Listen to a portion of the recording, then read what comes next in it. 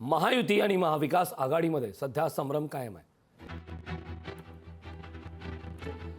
महायुती आणि महाविकास आघाडीमध्ये सध्या उमेदवारीबाबत संभ्रम कायम आहे। अनेक मतदारसंघाचे उमेदवार अद्याप निश्चित नाहीत। मुंबईतील 5 मतदारसंघात उमेदवारांची अद्यापही घोषणा झालेली नाही। ठाणे, पालघर आणि कल्याणमध्ये उमेदवार ठरत नाहीत। 5व्या टप्प्यातील अर्ज सादर करण्यासाठी आता 11 दिवस शिल्लक आहेत। मुंबईतील 6 मतदारसंघासह राज्यातील एकूण 13 मतदारसंघासाठी 5व्या टप्प्यात म्हणजेच 20 मे रोजी मतदान होणार आहे। परंतु यातील बहुतांश मतदारसंघाचे उमेदवार अद्याप निश्चित झालेले नाहीत। एकट्या मुंबईतील जवळपास 5 मतदारसंघात उमेदवारांची घोषणा झालेली नाही। याशिवाय ठाणे, पालघर आणि कल्याण या मतदारसंघातही महायुती किंवा महाविकास आघाडीचे उमेदवार हे निश्चित न झाल्याने प्रचाराला जोरदार फटका बसणार असल्याचं बोललं जात आहे। ठाणे, पालघर, नाशिक या मतदारसंघात उमेदवार जाहीर झालेले नाहीत। ठाणे, पालघर आणि नाशिक या मतदारसंघातून महायुतीकडून उमेदवार जाहीर करण्यात विलंब होतोय।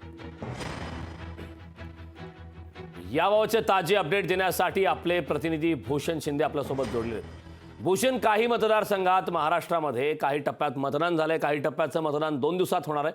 मात्र अद्यापही महाराष्ट्रात असे काही मतदारसंघ आहेत ज्या ठिकाणी अद्याप उमेदवार निश्चित नाही। काय सांगशील याबद्दल?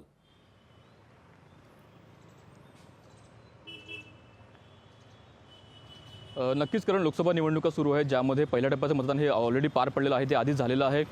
मात्र 5वा टप्पा जो आहे ज्याचं मतदान जे 20 मेला असणार आहे, त्या मतदानासंदर्भातले जे उमेदवार असतील ते उमेदवार अजूनही महाविकास आघाडी असेल किंवा महायुती या दोघांकडून काही ठिकाणी उमेदवार दिलेले नाही आहेत। हा अत्यंत एक मोठा प्रश्न सध्या उपस्थित झालेला आहे, कारण अवघे 11 दिवस बाकी आहेत, अवघे 11 दिवस उरलेले आहेत ज्यामध्ये उमेदवार अर्ज भरू शकणार आहे। त्यामध्ये उमेदवारांनी अर्ज भरल्यानंतर त्यांचा जो प्रचाराचा कालावधी आहे तो देखील यामुळे फटका बसत आहे। अगदी मुंबईतील 6 जागांवर एकंदर लोकसभा निवडणूक आहे, त्यामधील 5 जागांवर अजूनही उमेदवार दिलेले नाही आहेत। त्यासोबतच ठाणे असेल, नाशिक असेल, पालघर असेल या ठिकाणी देखील अजूनही उमेदवार दिलेले नाही। त्यामुळे अनेक ठिकाणी हा संपूर्ण प्रश्न निर्माण झालेला आहे की ज्याच्यामुळे संपूर्ण जो महाविकास आघाडी किंवा असेल महायुती या दोघांच्याही प्रचाराला फटका बसत आहे।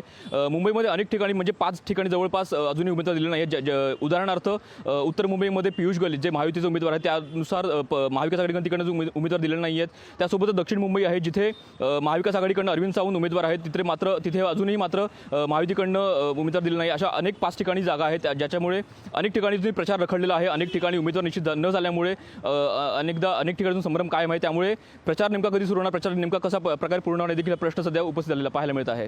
कारण नक्कीच भूषण, खरं तर या मतदारसंघात नेमकी जागा कुठल्या पक्षाला दिली जाते, त्या ठिकाणी उमेदवार कोण असतो, त्यानंतर त्या मतदारसंघात राजकीय समीकरणं काय असतात हे पाहणं महत्त्वाचं असणार आहे। खूप खूप धन्यवाद भूषण या सविस्तर अशा माहितीबद्दल। लोकशाही मराठी ऐका, पहा, जागरूक रहा।